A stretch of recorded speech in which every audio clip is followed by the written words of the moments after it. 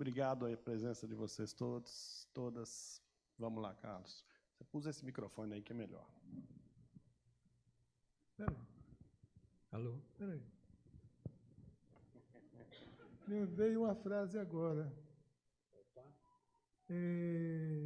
A lágrima, fotografia, a lágrima que sai do lugar e cai no coração. Já viram, né, que eu me meti, né? Ó, vamos lembrar do microfone que está gravando. Não vai me apresentar, não? Primeiro a gente tem que agradecer, eu tenho um script aqui. Galera, boa tarde, boa noite. Eu quero agradecer a produção do Festival Tiradentes, o convite, e aproveitar e agradecer ao Eugênio Sá pelo convite. O Eugênio me ligou e falou, eu tenho uma tarefa para te passar. Para você mediar a mesa do Adenor. Eu falei, mas isso não é uma tarefa, isso é um prêmio. Aí, quando eu desliguei o telefone, caiu a ficha. Onde é que eu fui me meter? Então, eu quero aproveitar que o Eugênio ontem tentou revogar o improviso, né? Na abertura, e não conseguiu. Ontem ele montou um roteiro de improviso, né? De improviso em improviso, a gente fez aquela abertura, você fez aquela abertura maravilhosa. Então, o primeiro improviso da noite é pedir ao Adenor e a vocês para a gente quebrar um pouco essa forma da mediação, né? O Adenor começa, depois a gente abre, a gente vai caminhando para uma roda de conversa, todo mundo participa, e aí me ajuda a mediar o Adenor. Bom, a gente conversou sobre currículo, e o currículo que eu tenho a apresentar para o Adenor é um fotógrafo baiano. Tá bom esse currículo, Adenor? Mais ou menos. Deixa eu só dizer uma coisa. Eu vi um documentário um tempo atrás sobre brasileiros morando fora do Brasil. E aí o diretor estava perguntando sobre hábitos, costumes, adaptação, e aí tinha uma baiana. Chegou uma hora que ele perguntou assim, e o que é ser baiana? Aí ela pensou um segundo e falou assim, é um golpe de sorte da vida. Não é uma declaração de amor à Bahia? Eu achei essa declaração linda. A poesia está solta no ar. Pois é, aí falando em poesia, eu quero aproveitar e citar um outro baiano famoso.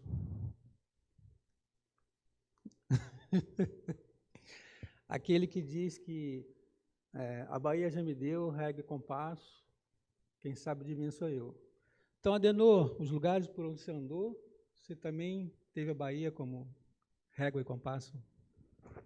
Meu nome é Adenor Queiroz Gondim.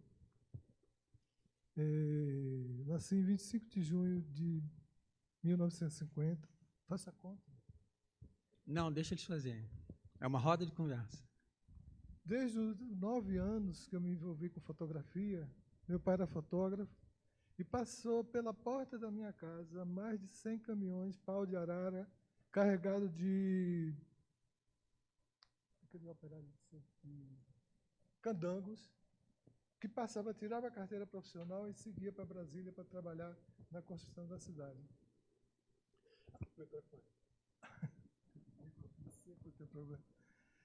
E aí o que acontece?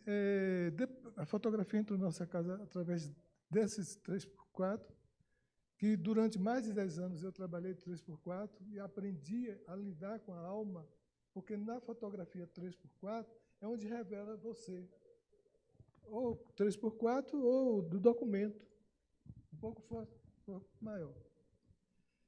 E aí comecei a fotografar, passou o tempo, eu comecei a sair da linha de prestação de serviço para voar com a fotografia. Ia para a periferia, fotografava a miséria, que é uma coisa praticamente prática na maioria dos jovens fotógrafos da década de 50, 60 e 70, era começar fotografando a periferia.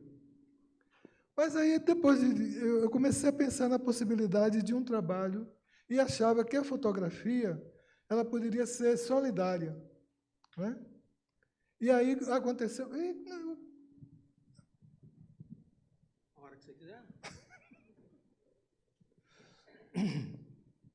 Quer passar, eu passo. Para cá, avança.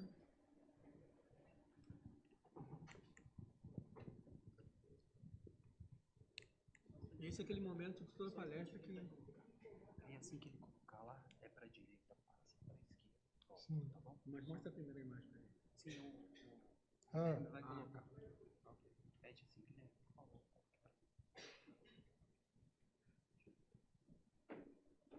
Adenor, quantos anos você fez 3x4? uns 10 anos. Uma parte em Itabuna, outra em Salvador. E em Rui Barbosa também, para a cidade onde eu nasci. Cadê a imagem? Peraí, viu? Peraí.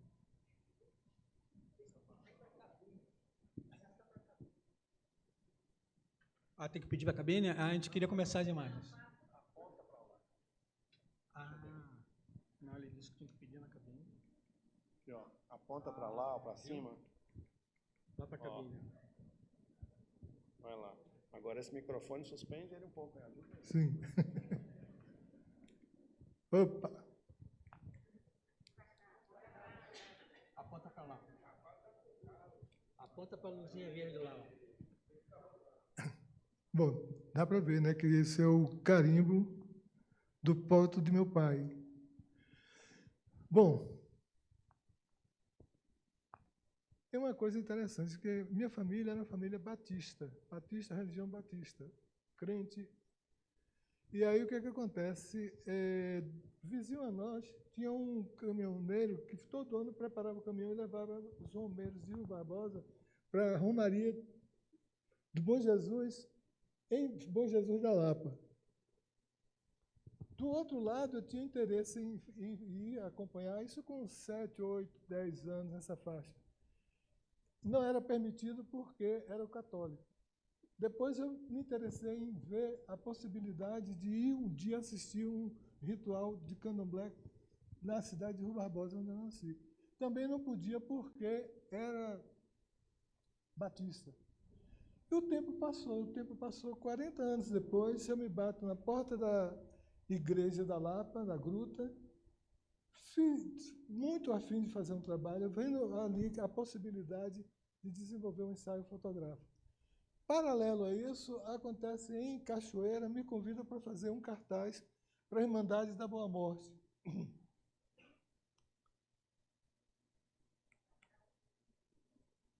Romaria do Bom Jesus da Lapa. Pagador de promessa.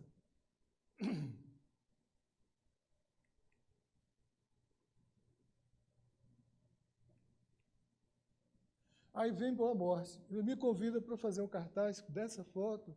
E, a partir daí, eu comecei a desenvolver um trabalho solidário que resultou... Deixa eu mostrar.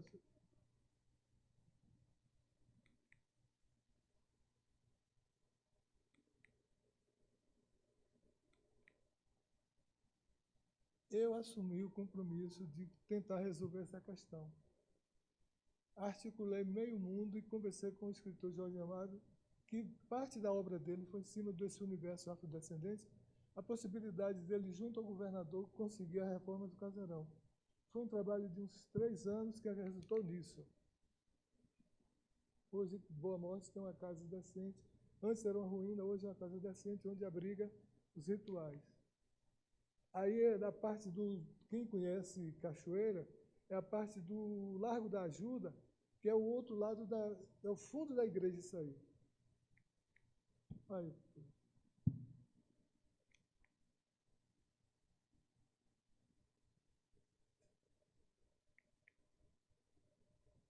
Agora são algumas...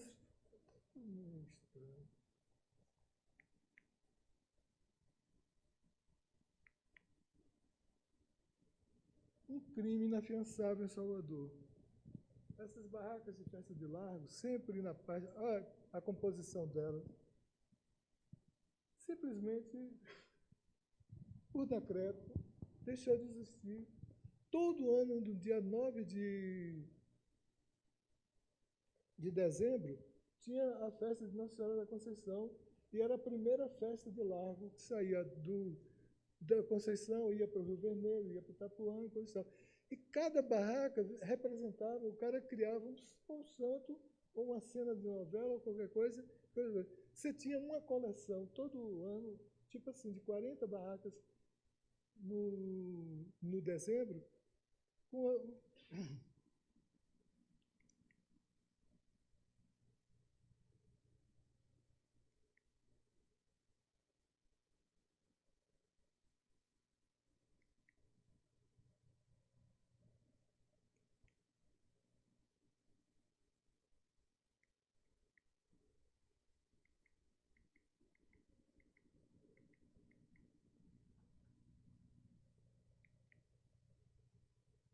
é como se eu estivesse saindo e fotografando. Por isso que eu estou passando lentamente, como semelhante ao procedimento que eu tenho.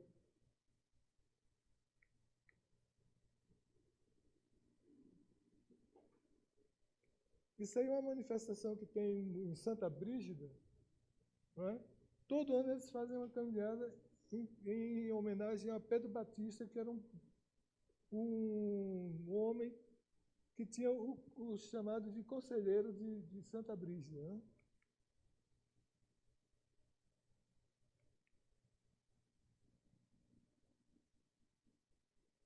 Isso, o que que acontecia?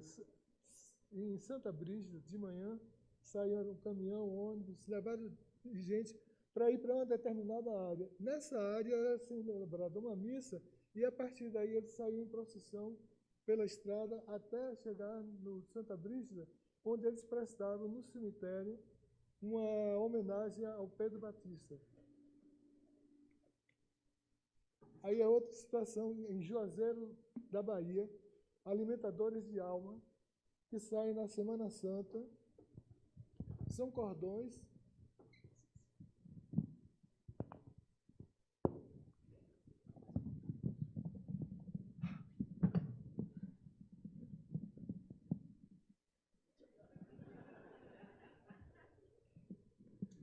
Vai cantar Roberto Carlos aí, não? Está um pouco confuso, mas é assim que eu trabalho. Não, tá ótimo. Tá todo mundo aqui querendo confusão. Todo mundo querendo escutar. Isso aí em Juazeiro é uma cerimônia que tem na Semana Santa.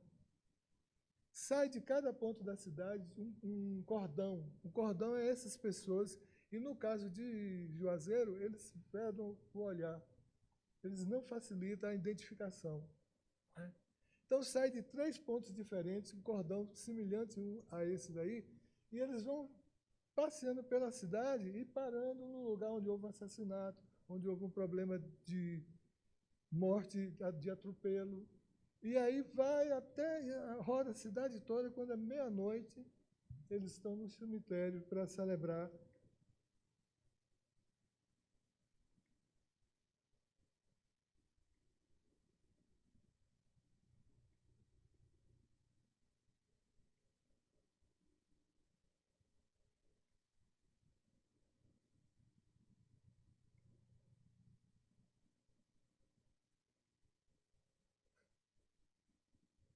Os cães de Jacobina.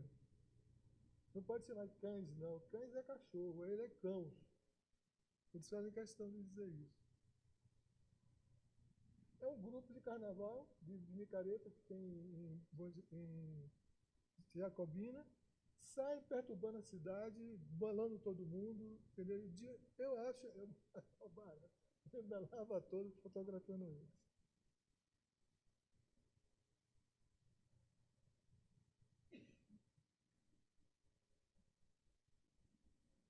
Isso aí foi eles em São Paulo, ali do lado do Museu Afro Brasil, paredão daquele do lado ali de quem vem. E aí é um caminho.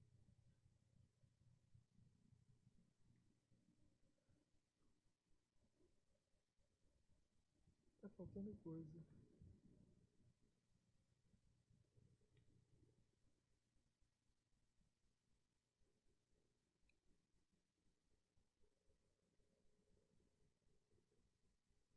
Eu fiz trabalho, eu mandei para algum lugar concorrendo a um lugar ao só dentro desses concursos.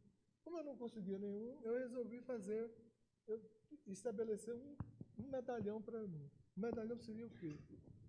Um é esse aí, que é um circo que, semestralmente, eles apareciam em Rua Barbosa, o Circo de Tourado. Né? Eles ficavam ali, quando eles chegavam que armavam o circo, procurava meu pai para fazer uma foto que era no formato 6 por 4,5. E aí, essas fotos eram vendidas na plateia da Rumbeira. A Rumbeira. Então, o que é que acontece? Zé Linguiça era o dono do circo, atendia pelo nome de Zé Linguiça. Maria Silva era rumbeira. E o circo se apresentava. Consegui isso de uma maneira muito interessante.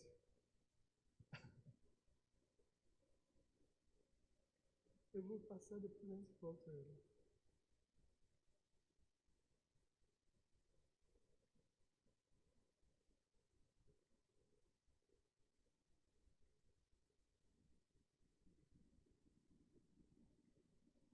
É de autoria desconhecida, as fotos da Rumbeira. Só que houve um...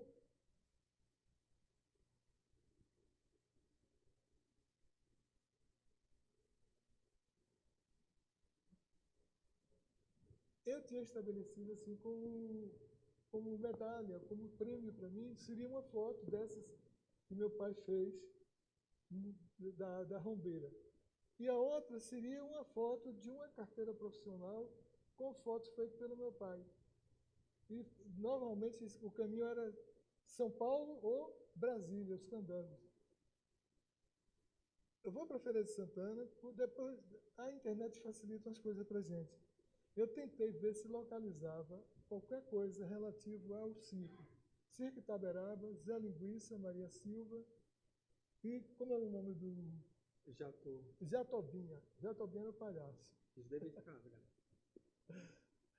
Aí, veja só, eu estou na casa, fui lá e consegui encontrar o endereço dele, fui na casa dele, entrevistei ele e pedi autorização para copiar as fotos. Eu estou copiando as fotos aqui, aí eu parei em uma foto, ele pegou e disse, ó, senhora Dona, essa foto foi feita por seu pai. Ou seja, eu estava diante do troféu que eu imaginava não existir. E aí me deu essa foto original está comigo.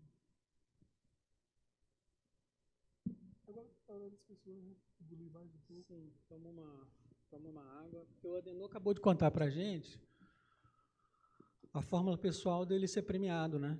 Porque ele mandava as imagens do trabalho dele para os prêmios, não era selecionado, e ele falou assim, bom, eu vou me autopremiar, porque, na verdade, eu estou oferecendo a esses concursos um prêmio.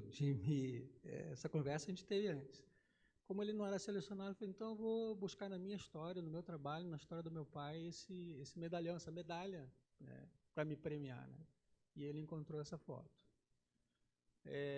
Eu queria fazer uma pergunta, e a partir dessa pergunta a gente começar a abrir para a participação de todo mundo.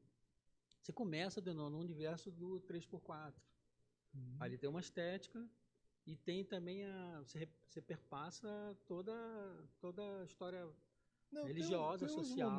Tem uns momentos muito interessantes, que é o seguinte, é que eu estou diante de uma foto magistral, mas eu não faço a foto, porque eu respeito aquele momento e que tive o privilégio de estar presente. Isso está relacionado com grupos de trabalho que você tem. Por exemplo, a minha relação com Boa Morte, muitas fotos que seriam fotos premiadas, não foi feito por respeito àquela circunstância do privilégio de estar naquele momento.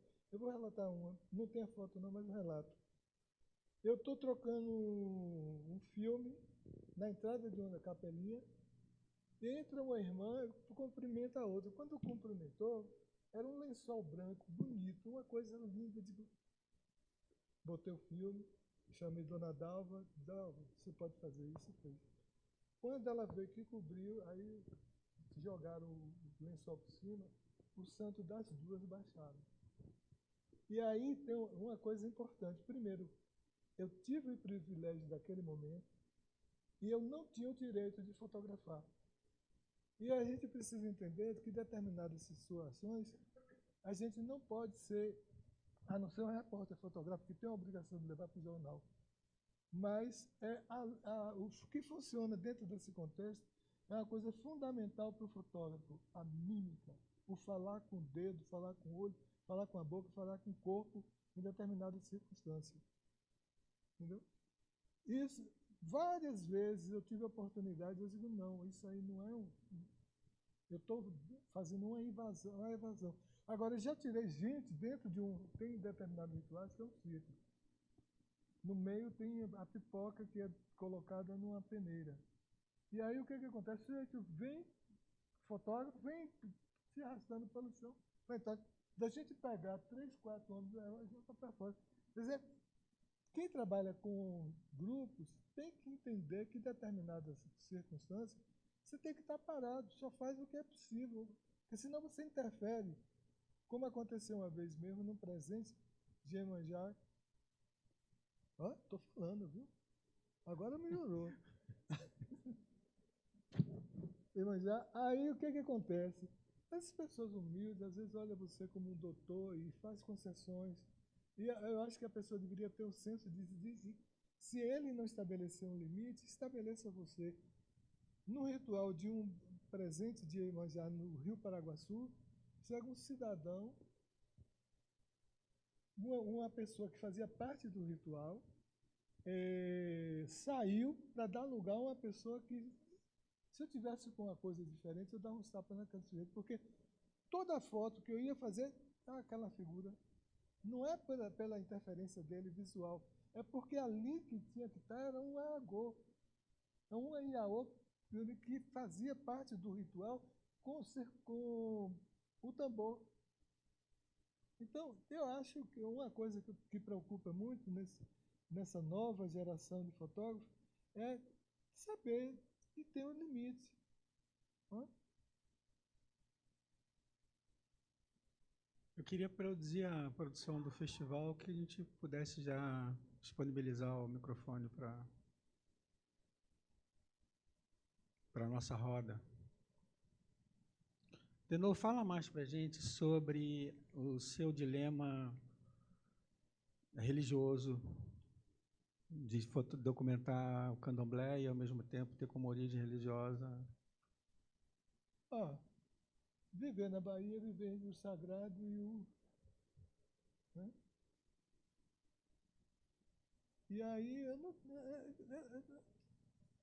simplesmente eu saía sem roteiro ou coisa assim, eu vou encontrando essas coisas, você vai ser sendo seletivo, independente de você fazer um roteiro. Você pode estabelecer um roteiro e chegar lá e não fazer uma foto relativa a ele. Está na hora das pessoas começarem a... Eu estou...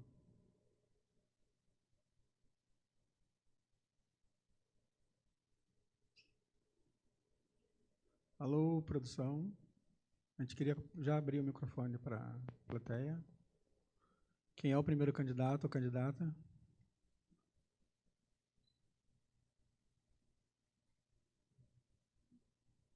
Eba, boa noite. Boa noite, meu nome é Denise. Eu gostaria de saber, foi apresentada uma foto que foi apresentada como se foi tirada em São Paulo, e a foto tinha algumas pessoas, acho que homens, eu estou com uma certa dificuldade para enxergar de longe, eu estou bem distante. Homens enfileirados, homens negros enfileirados com uma roupa, chifres, enfim, eu gostaria que essa foto fosse contextualizada, por gentileza. É o exótico. O exotismo. E a busca de uma imagem significativa. Porque eles estavam lá simplesmente colocados diante do paredão branco, sendo todos eles pintados de preto. Fotografia é prazer também, não é só um documento. Apesar de julgar que o meu trabalho é um trabalho documental.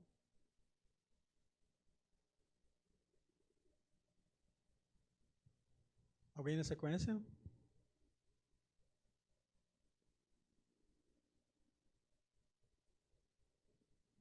Você encerrou a apresentação? Você encerrou a apresentação? A gente pode voltar aos poucos.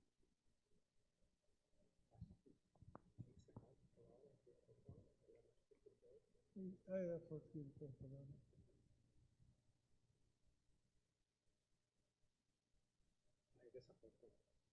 É. Como foi nesse lugar, poderia ser em qualquer outro. Né?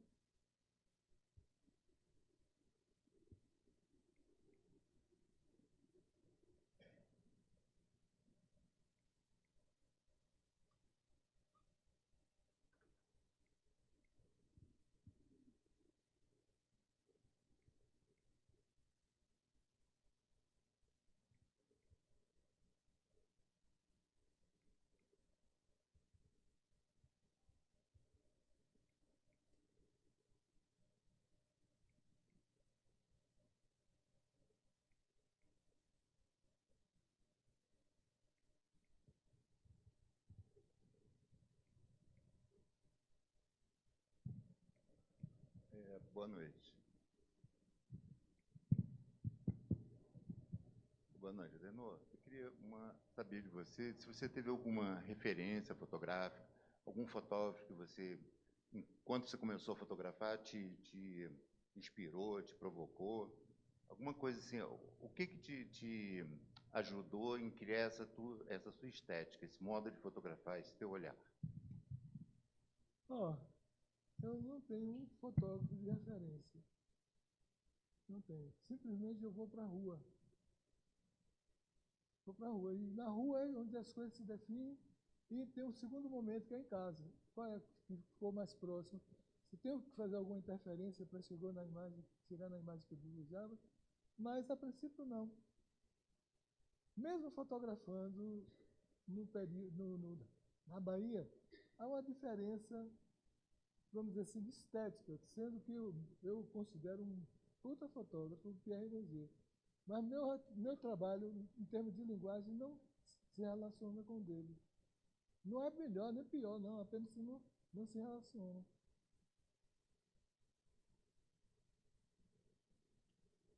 Adenor, como é que você se classificaria como, dentro dessas classificações clássicas da fotografia, o que o documental diz para você? A fotografia documental diz para você? Olha, eu acho assim que muita coisa vai desaparecer. Eu quero ser um pouco da memória que vai ficar. Então, isso estabelece um critério. Vamos chegar, por exemplo, numa feira de São Joaquim, em Salvador, e fazer um apanhado geral.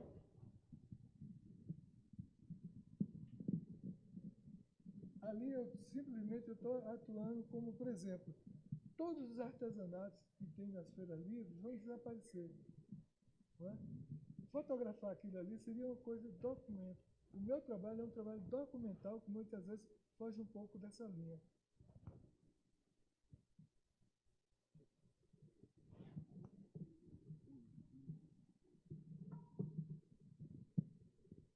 Deixar assim, mas não é.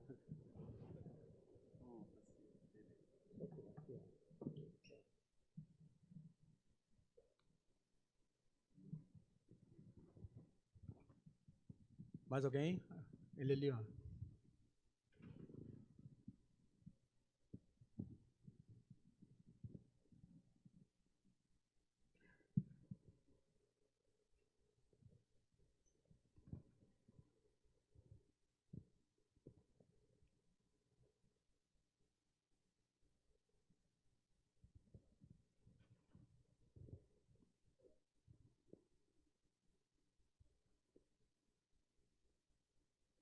Oi.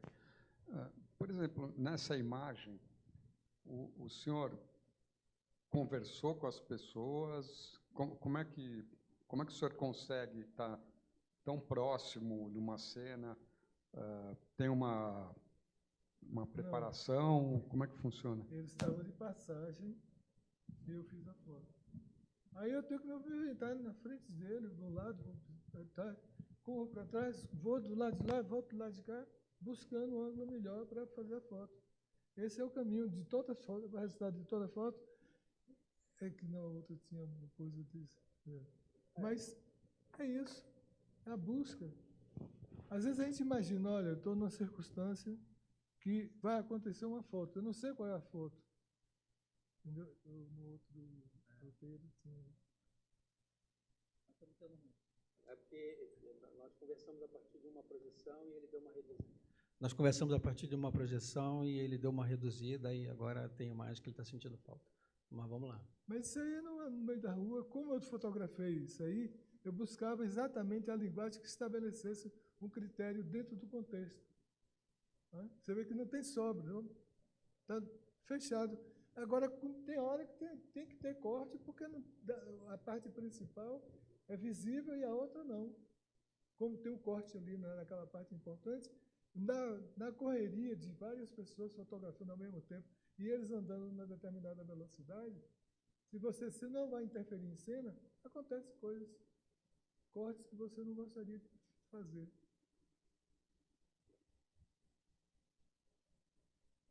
Mais alguém? Adenor, esse trabalho faz parte do que você chama Povo de Santo. Povo do Santo. Não, isso aí é a parte de católica, catolicismo popular. Você tem o outro lado, que é a afrodescendência e as raízes. E aí, não, aí E como é que você construiu, como é que foi nascendo e construindo esse trabalho do Povo do Santo da parte do Candomblé? Quando você se deu, porque a gente olha o teu trabalho e vê essa obra construída, né? Essa obra pronta. Como é que se deu na sua cabeça, na sua percepção, na sua vontade de sair? Como é que isso foi sendo construído? Eu fiz muito trabalho que não, para mim ter uma remuneração que me permitisse escolher onde eu ia fazer foto. Como, por exemplo, eu fazia algum trabalho que me remunerava e me permitia ir para Monte Santo. Entendeu? E ia fazer. Só que com limitações. No dia que eu trabalhei com um pouco de dinheiro para bancar, eu fiz duas coisas significativas. É um ensaio sobre o Alimentadores de Alma e tem um vídeo na internet que é feito exatamente com base nesse material produzido com, vamos dizer assim, com conforto no sentido seguinte, não estava faltando as coisas. E o que faltava era muito pouco que viabilizava a feitura das fotos. Mas essa proximidade com esse tema específico do Povo do Santo, de que maneira que isso foi entrando na sua vida e foi se tornando natural para você? Eu percebi, como eu sou memorialista, eu percebi que tinha uma série de fotos dispersas sobre o Povo de Santo da Bahia. E aí surgiu um projeto que está praticamente finalizando agora, que é o álbum de fotografia da família de Santo da Bahia, né? Com cerca de 150 fotos. Está na fase final de revisão do texto, coisa assim. Então, na Bahia, onde você anda, você tropeça em santo. Em outra, você em Exu. Em outra, você nos cãos. Então, sempre tem uma relação com a religiosidade. Quase todas as manifestações, até mesmo no Carnaval, tem relação com o sagrado da Bahia. As festas de Iemanjá, 3 festas em 2 dias, Salvador, Ilha de Itaparica e Itaparica 2 vezes. Então, onde você está, cheira, respira, chuta, você está se batendo com o santo, como eu falei. Alguma da plateia? Vamos voltar a Monte Santo? Eu queria que você falasse, ou conversasse um pouco com a gente sobre, além da imagem, além da fotografia, você também gravou vídeo, você pegou depoimentos, essa vivência que é mais do que fotográfica com o que está acontecendo ali. E o que você produziu, por exemplo, você contou já sobre Monte Santo, você já falou da entrevista que você fez com aquela... Conta um pouco dessa história para a gente. Como é que, da motivação fotográfica, você chega no local, mas entende que tem mais coisas acontecendo e tem outras linguagens a serem usadas, as gravações, os vídeos. Fala um pouco disso para a gente. Eu cheguei lá, a primeira coisa que aconteceu foi aparecer um cidadão, cabeça branca, que nas fotos ele sobressaía. Um tal do Manu. Manu? Manu. Acende a luz aí, por favor, para o Manu. Aí, aquele cabeça branca ali. Ó. Ele atrapalhou a fotometragem, é isso? Quase, quase. Porque o cabelo dele branco chamava mais atenção do que do santo. Mas não era proposital, não, era uma coisa natural. Aí eu pedi a ele que, em determinado momento, ele foi super gentil, como é uma pessoa gentil. E aí, veja bem, essas coisas é feita inicialmente com a única preocupação da memória. Eu deixo que aquela coisa chegue para mim, não, eu chego para ela. Venha, como eu estava te falando há pouco, que tem 3 personagens em Salvador que fatalmente eu vou ter que entrevistar pela importância cultural desses elementos. Um é um jornalista, um fotógrafo antigo, o outro é um Zé Diabo, quem faz os ferros de assentamento dos candomblés, e tem um outro terceiro que eu prefiro não falar o nome no momento.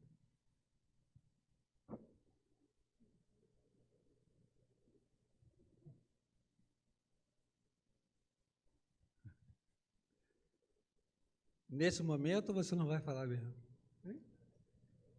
Vamos voltar então para a história de Monte Santo que você contou sobre a mulher que você encontrou lá e entrevistou ela, lá no Monte Santo que você gravou. Não? Em Monte Santo.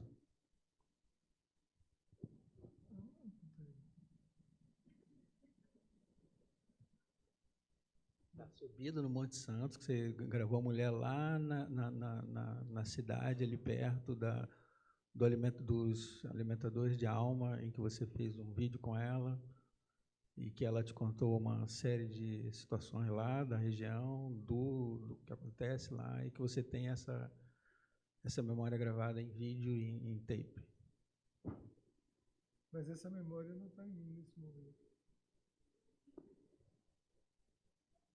Vamos pular para uma outra memória, então, do trem que você pegou e que ali tinha uma série de gravações das mais diferentes, desde o cara que falou da ditadura ali, do Flamengo, até não sei aonde, até do outro, que eram...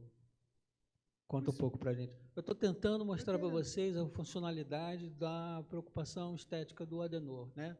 Porque a gente conhece o Adenor fotógrafo, não precisa falar muito dele, ele acabou de exibir.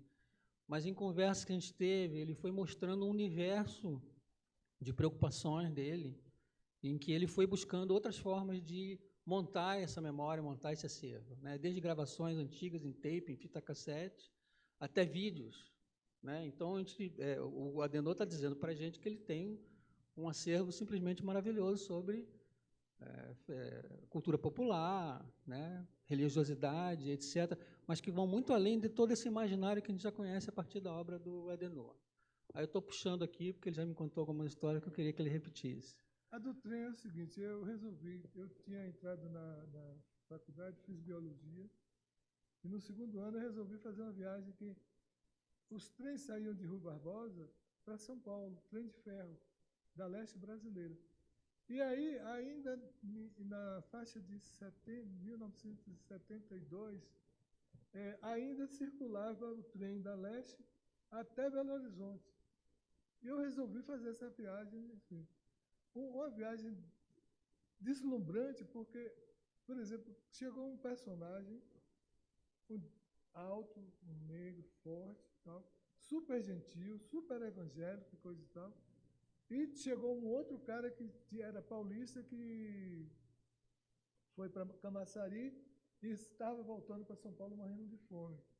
Aí cada um contando sua história e coisa e tal. Só que o que tomou umas duas, que era exatamente o que estava voltando de São Paulo, esculhambando com a Bahia, apareceu numa dessas estações que parou, uma garrafa de pitu, de cachaça pitu, e ficou rodando essa garrafa entre os três. Eu digo, isso não vai dar certo. Conclusão, quando o álcool fez um determinado efeito no cidadão, ele deu uma porrada na cara do outro. E aí, calma. Não, ele falou da Bahia, ele não se fala da Bahia assim, não. E aí, conclusão, separamos o cara. Mais adiante, o trem descarrilhou, parou assim, depois de umas 2 horas de parado, o condutor chegou e avisou, olha, o trem destrilhou e aí vai ficar, só amanhã vai ter a volta para Belo Horizonte. Aí sentou as mulheres ali para rezar, os homens para conversar e um outro grupo para cantar. Mas uma das coisas mais lindas, porque ali eram aquelas pessoas humildes, de origem humilde, vamos dizer assim, e que traziam cada um sua cultura, e num determinado momento, núcleo pequeno, aquela manifestação se revelava todo um conteúdo cultural daqueles grupos.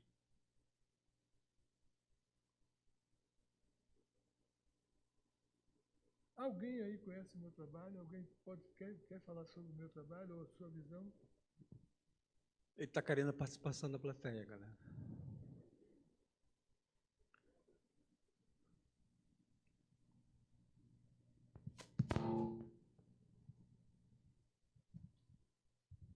Olá, boa noite. Eu gostaria de saber em relação ao seu processo após a captura da foto, assim, seja tanto na curadoria das suas imagens, se é uma coisa que você mesmo faz, e se por acaso for você mesmo que faz essa escolha das imagens, o que você vê que compõe uma boa foto, assim, para, por exemplo, você nos mostrar aqui, seja na exposição ou seja aqui no próprio telão mesmo? Olha, eu vou olhar se realmente aquilo se parece com o que eu fiz, com o que eu vi. Quando há semelhança, porque no início eu delirava quando eu tirava uma foto. Depois o tempo vai passando, você vai ficando tão habituado a fotografar que não dá mais tempo. Às vezes você vai encontrar esse sentimento de grandeza de um trabalho que você está fazendo, às vezes diante do computador. Diante do computador, porque você...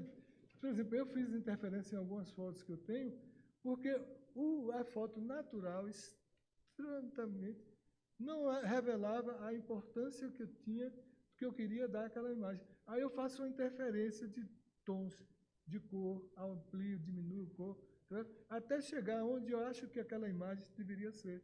E que no digital é muito mais difícil do que no analógico. No analógico eu tinha precisão nas fotos que eu fazia em cor. Em digital eu não tenho, eu tenho que retrabalhar para chegar a um ponto.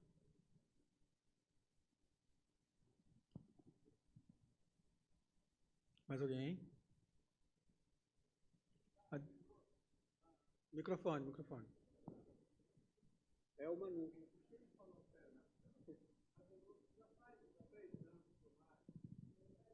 Espera aí, Manu, só um pouquinho.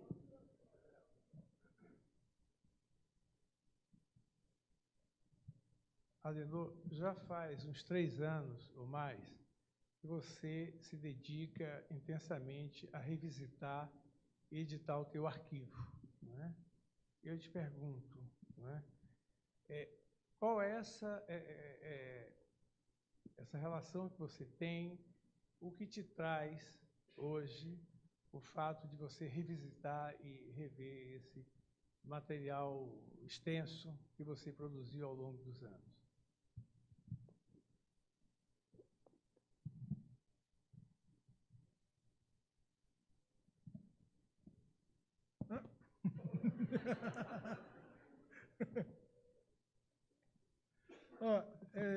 Minha companheira fez algumas coisas interessantes. Teve esse período todo de festa, aí, final de ano, coisa e tal. Cada festa ela fez, não é não? Aí eu disse, não.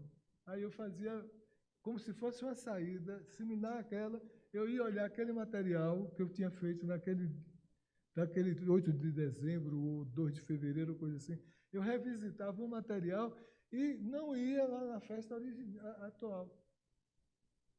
Então, o que me bastava... Aí, o interessante é que nisso você termina fazendo uma revisão visual do que, como você fotografava, quantos adenores eu encontrei digitalizando o meu acervo. Vários. Um que tendia para um lado, tendia para o outro, cada um com a linguagem específica. Né? Que foi um encontro assim, maravilhoso, porque eu encontrei comigo que eu não, com uma pessoa em determinados, que eu não conhecia, que eu não identificava como material meu. E essa relação com a fotografia, ela é uma coisa muito solta, muito abstrata, entendeu? Que facilita você jogar para o lado que você desejar o conteúdo de uma foto.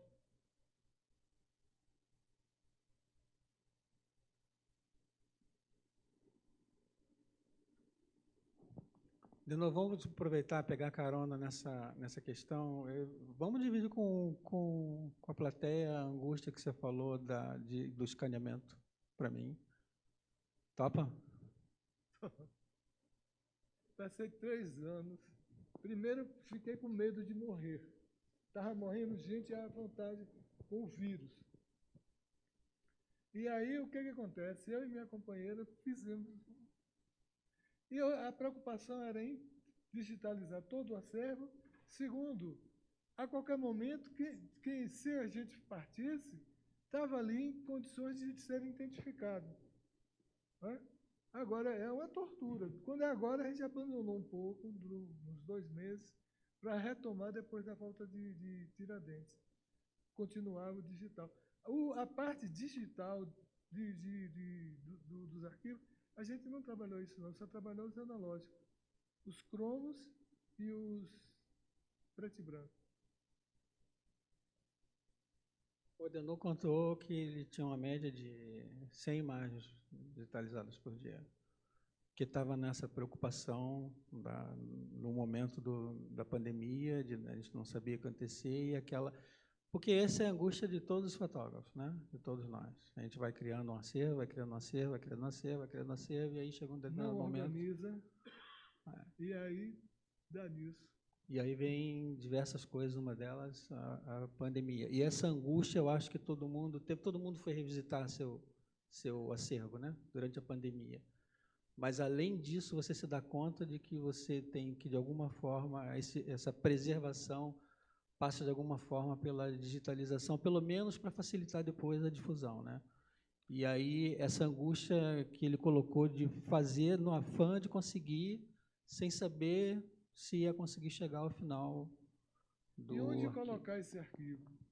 Quantos arquivos existem que provavelmente serão jogados no lixo por desconhecimento, por desimportância de uma família em relação ao acervo de um fotógrafo? Entendeu? O Brasil, nesse caso, só a MS Moreira Salles é que tem esse trabalho, entendeu? Precisava de outras instituições para abrigar arquivos, como, por exemplo, desse fotógrafo que eu conheço, que eu quero entrevistar, Anísio Carvalho, entendeu? É riquíssimo o trabalho dele, como um fotojornalista da década de 60, a década de 50, década de 70. Ainda está vivo aí.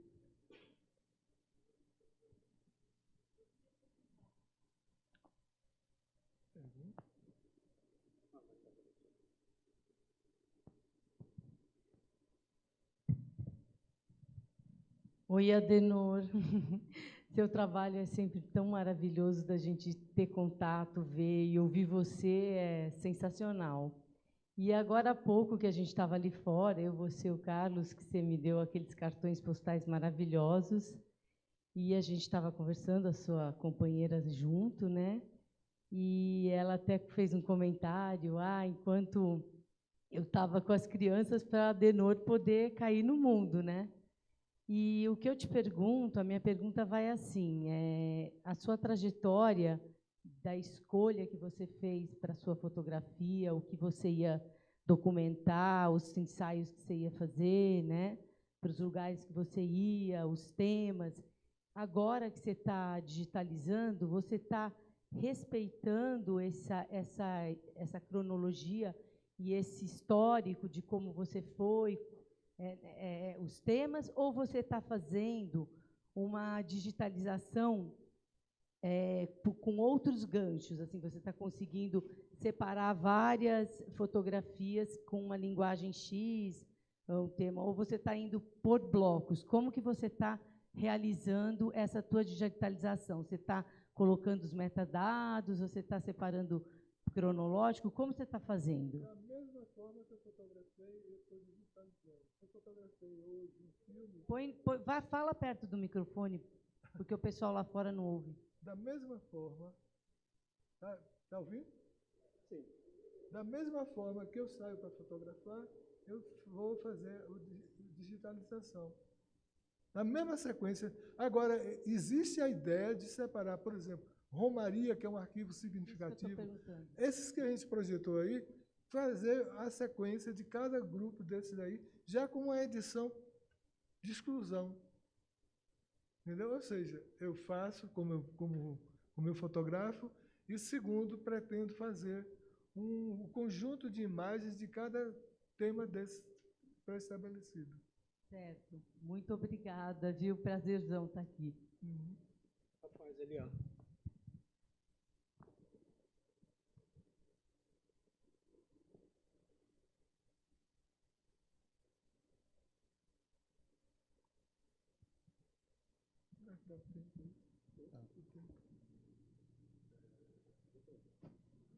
O senhor continua fotografando com a analógica, a química? Não. Tenho lá, mas não continuo.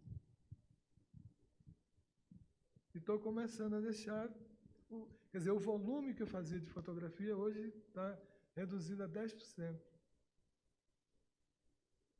Quer dizer, esse período todo aí, praticamente eu não fotografei.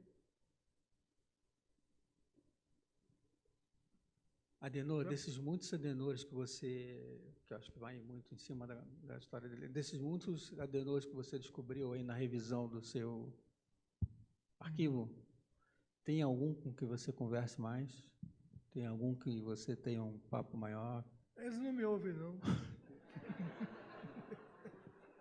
Não querem conversa comigo, porque se eu for bulir, eu vou interferir, e eles não querem, eles querem se manter. São orgulhosos, bicho.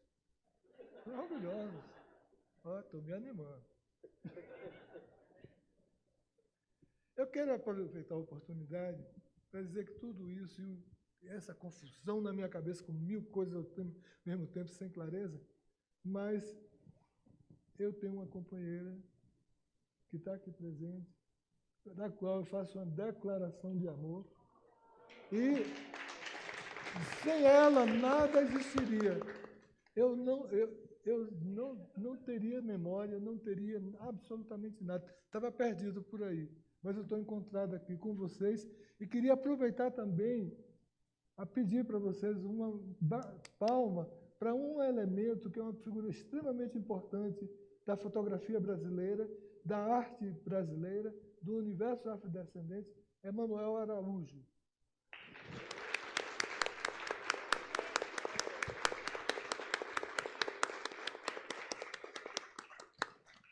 Mas eu para a tua companheira. Onde é que ela está? Ali, por favor. Vamos identificar para quem não conhece.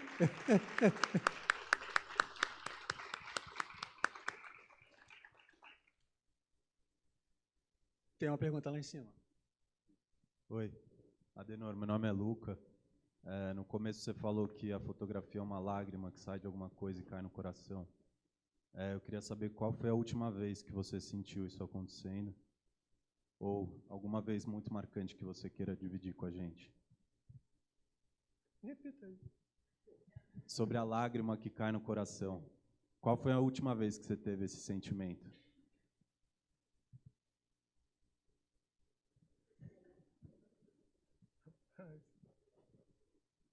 Hoje à tarde. Hoje à tarde. Sei. Eu tenho a lágrima, ela é usada, invade direto o meu olho. É do lado esquerdo, ela sai sozinha, vai descendo, até ela se perde. Hoje de tarde aconteceu isso, não teve um motivo. Às vezes não tem um motivo maior nesse sentido, mas ela acontece espontânea. E eu gosto.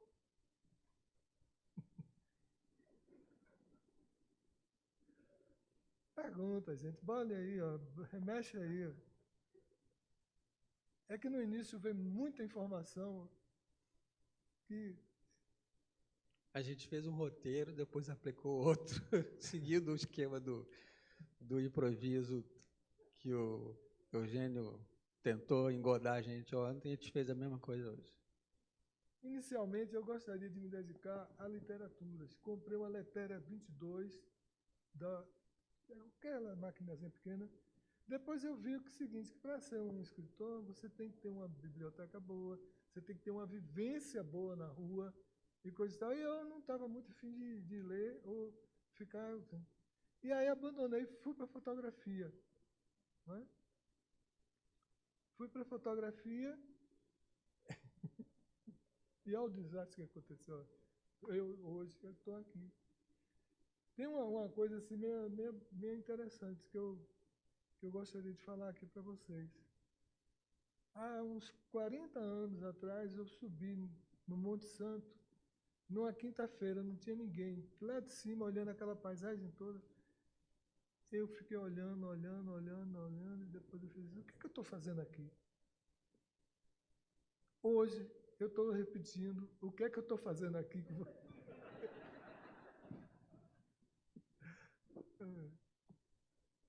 Mas, está melhorando. Mas tem o que eu estou fazendo aqui que estava mais convicto do que é que você estava fazendo, né, Adenor? Era uma pergunta já autorresposta, né?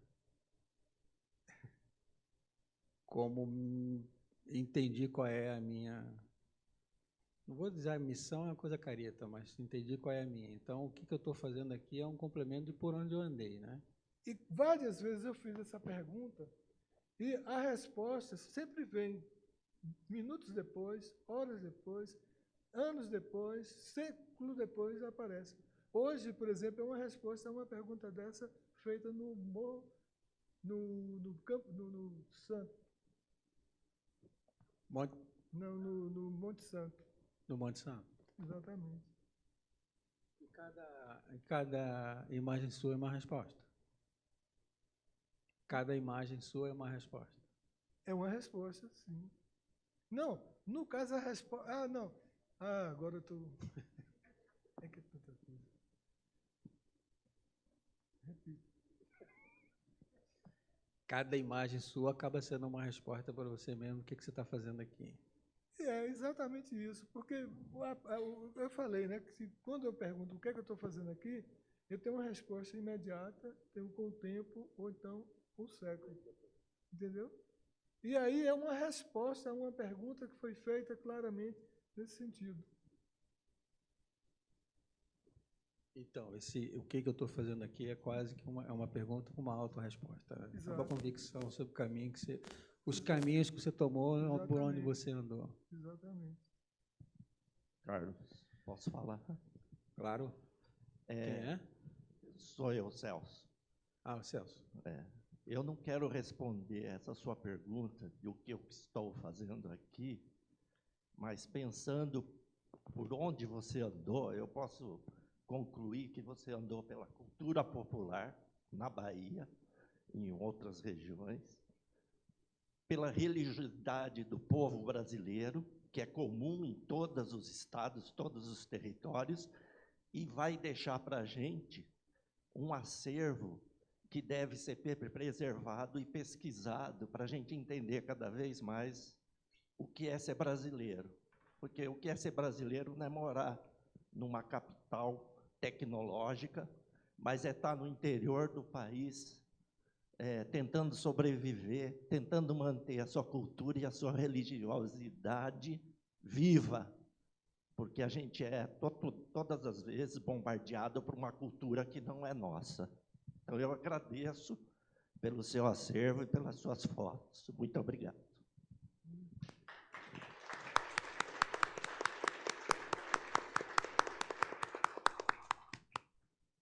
Obrigado pelas considerações. Tem uma pergunta lá em cima. Olá, sou Eridan, de Juiz de Fora. O Celso acabou dizendo uma parte do que eu queria dizer. Muito bacana, porque é essa a minha questão. Me parece que você deve ter um acervo fabuloso sobre essa cultura popular que vem da religiosidade, né? Você comentou sobre as romarias, e esse é um trabalho que muita gente não faz, e talvez não faça com o olhar, com o seu olhar do interior, de como você mostra essas manifestações. Eu queria te perguntar como é esse seu acervo, como foi montado esse seu acervo das romarias, porque essa parte da história do Brasil é desconhecida, a gente conhece muito pouco sobre as manifestações religiosas no país. Tem o Gui Veloso tem um livro muito bonito que ele fala sobre os rituais, vários rituais religiosos no Brasil, inclusive aqueles bem aflitivos, né, de açoites e tudo mais. Queria um pouco dessa sua visão de fotografar as romarias. Isso é de uma importância, para mim, o seu acervo já é patrimônio nacional, pelo trabalho de tantos anos que você despendeu, e eu acho que deve interessar a todos nós, e eu te agradeço muito por esse seu trabalho. Romaria de Bom Jesus da Lapa, eu fotografei durante 20 anos. Irmandade da Boa Morte, em torno de 15 anos. Não é? Fotografei Juazeiro do Norte 2 vezes. Tem uma que eu nunca abri o arquivo para me olhar. Tinha uma outra de São Francisco, que fica um pouco acima, onde Manu encontrou Roberto Carlos. Ei, Manu? É um código, gente, entre os... Pois é, a gente encontrou até hoje, eu não conheço esse material. Então, a preocupação era em aprisionar isso, porque está desaparecendo. Quantos grupos desapareceram durante esse período de 3 anos? Por exemplo, os Cãos de Jacobina estavam há 4 anos sem sair no micareta porque não tinha dinheiro para fazer o micareta. Junta 4 mais 7, essas pessoas dispersam. A manifestação ela só se realiza no carnaval. No carnaval não, no micareta, que no caso de Itaberaba, de Jacobina, micareta. Agora, eu tenho assim, uma fissura por estar juntando as coisas. Parece que minha companheira sempre está dando uma puxadinha da gente estar acumulando coisas. Para um pouco. Dá continuidade aqui.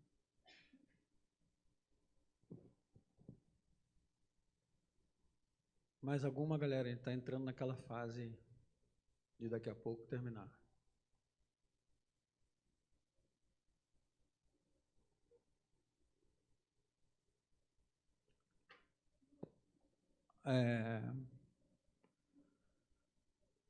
Eu vou fazer uma pergunta-provocação bem chata, que eu já te fiz. Uma pergunta que foi feita para mim, o Adenor foi ao Festival de Fotografia de Porto Alegre para fazer a leitura de portfólio.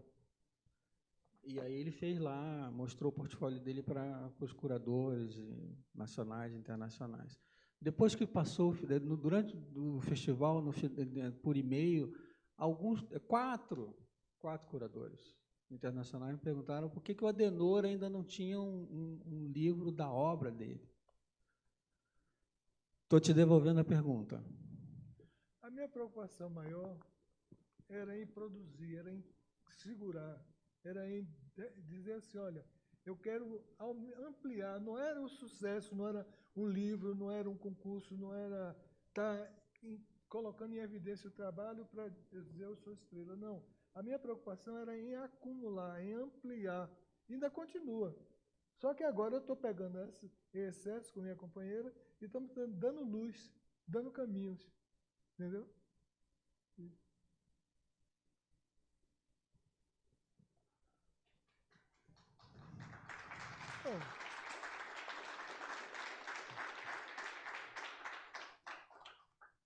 Bom, eu vou voltar lá do início, quando eu apresentei o Adenor como fotógrafo baiano, ponto. Para fazer uma volta de todo esse significado da obra do Adenor, em que ela está carregada dessa história, né? E aí, eu sei que é um pouco ousadia em Minas Gerais a gente falar na origem do Brasil na Bahia, mas isso está sempre... Essa origem e tudo isso que significou para essa ideia de Brasil legal, Brasil bom, né, galera? Não o Brasil que acabou resultando depois nesses acordos enfim, políticos que se repetiram em séculos. Mas aquele Brasil possível que estava sendo gestado ali, da forma torta, de pessoas sendo trazidas na marra para a escravidão, dos originários aqui, e a chegada nessa região e essa mistura que a gente acabou proporcionando, que deu errado, né, para a elite. O Brasil é um projeto que deu errado para a elite e, graças a Deus, deu certo para o Brasil. E aí acabou o Adenor, como baiano, lá na origem, buscando, dentro do trabalho dele, todos esses significados. E aí a cultura popular, a religiosidade, tudo isso foi atravessando o seu trabalho. Está certo isso ou falei um monte de bobagem? Não, está certo.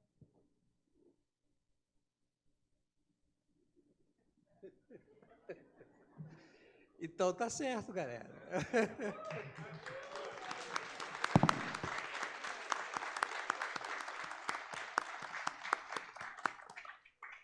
Um segundo, eu quero agradecer ao convite que foi feito pelo Eugênio, entendeu? Parabenizar pela iniciativa de mais um festival, certo? E a minha nega, minha branca, ali.